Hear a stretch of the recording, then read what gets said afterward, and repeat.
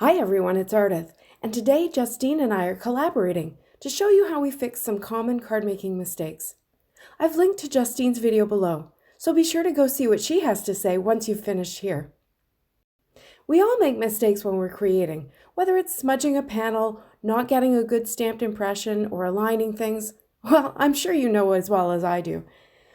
There are lots of ways to prevent making mistakes, and I admit it was a little strange to not use them, and even stranger to sometimes make the mistake on purpose, just so I could show you how I fix it.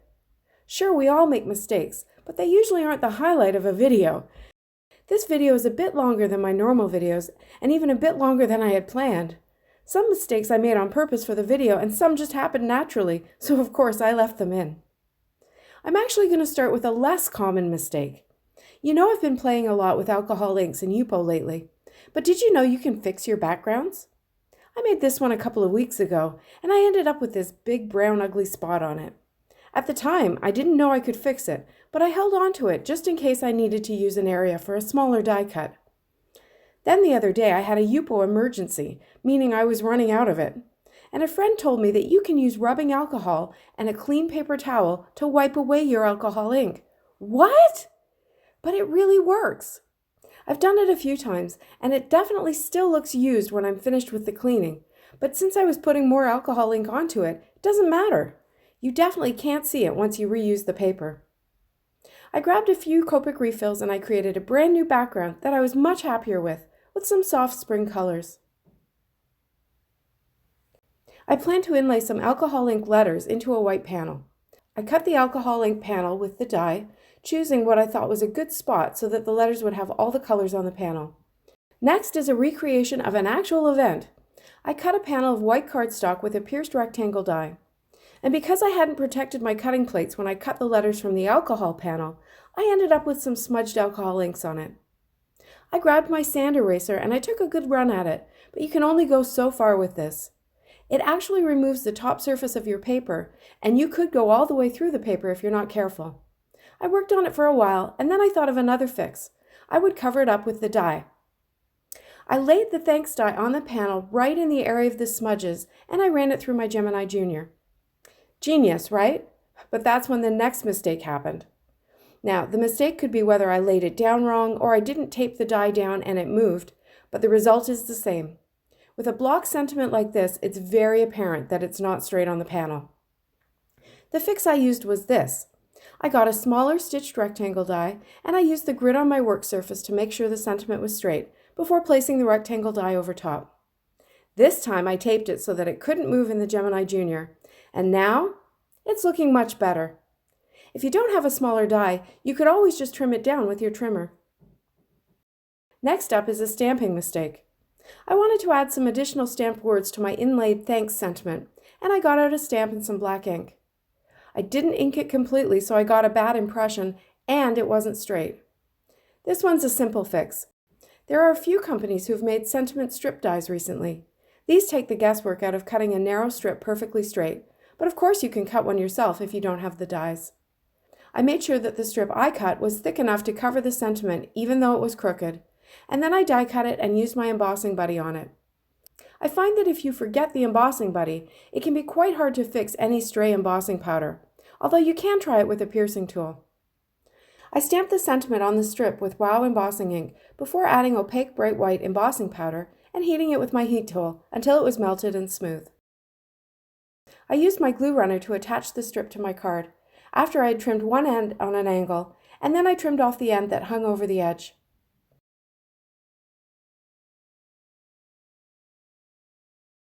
Next, it was time to glue my panel to my card base. This is a mistake I make pretty much every time I make a card. For some reason, I cannot get my panel straight the first time. I use a dotted glue runner for this reason. It gives a bit more time before it really sets up permanently. And I have this old metal Cricut spatula. It's thin enough that it's pretty easy to get it under the panel, even when it's been pressed down quite well. Then I carefully and slowly turn the card so that the spatula is lifting the panel, using my other hand to make sure that it doesn't reattach itself. While I can't say that this is my favorite tool ever, it certainly is one of my most used tools. And now you get to see it again because I made another mistake. I forgot to put glue down on the area under the letters. I find this method so much easier than trying to put glue on the back of the letters. Oh, and if you find you're pulling tiny hairs of paper from the edge of your die cuts, you might want to find one of these foam files. I got mine at a nail salon. It works perfectly to sand off any imperfections on the edges. Then it was time to simply inlay the die cut letters into the appropriate spaces.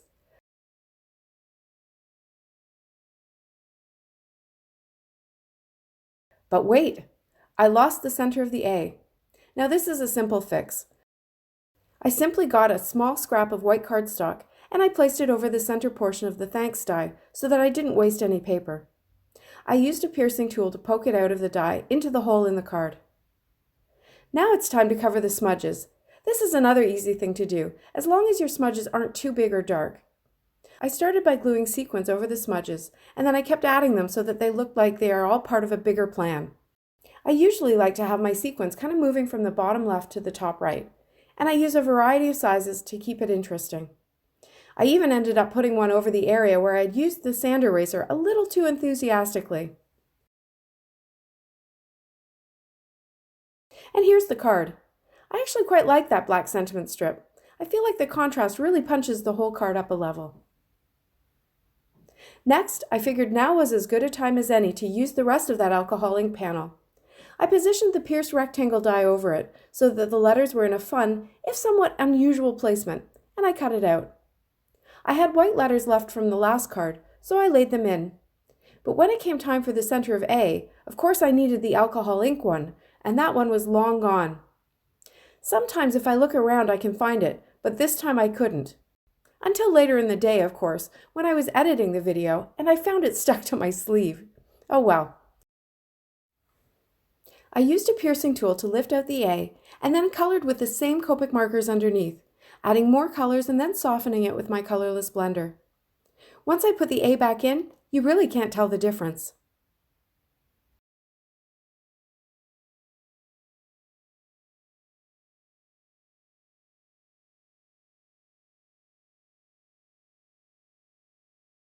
Ink blending is another area where it's sometimes good to have some backup strategies. I know lots of people have trouble getting a smooth blend, and sometimes I do too. It's easy to lose patience and end up with harsh brush lines, even with the new life-changing brushes. First, just keep going. The more ink you have on your paper, the better it will blend. Just keep going back and forth between your two colors to get the best blend you can.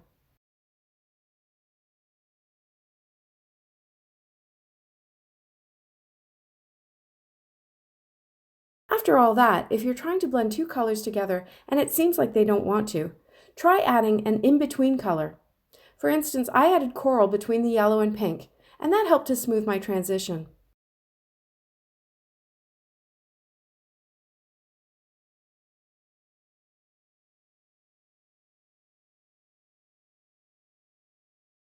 And then I added something borrowed between fuchsia and aquatine. Also, I find that the edges are more saturated with ink because of the way we bring the brush to the paper. This can make the panel look sloppy, and trimming it down really helps a lot. After all of this, my advice is to wait. Freshly blended ink is wet and often it smooths out a bit and starts to look better as it dries. If after all of that you're still not convinced, there are some options. You can heat emboss a background over top, or you can use some of the tricks we talked about earlier, a sentiment strip or sequin placement. My favorite is to spritz it with water and lift up some of the color. This creates variation in the panel and distracts the viewer from the actual blend a bit.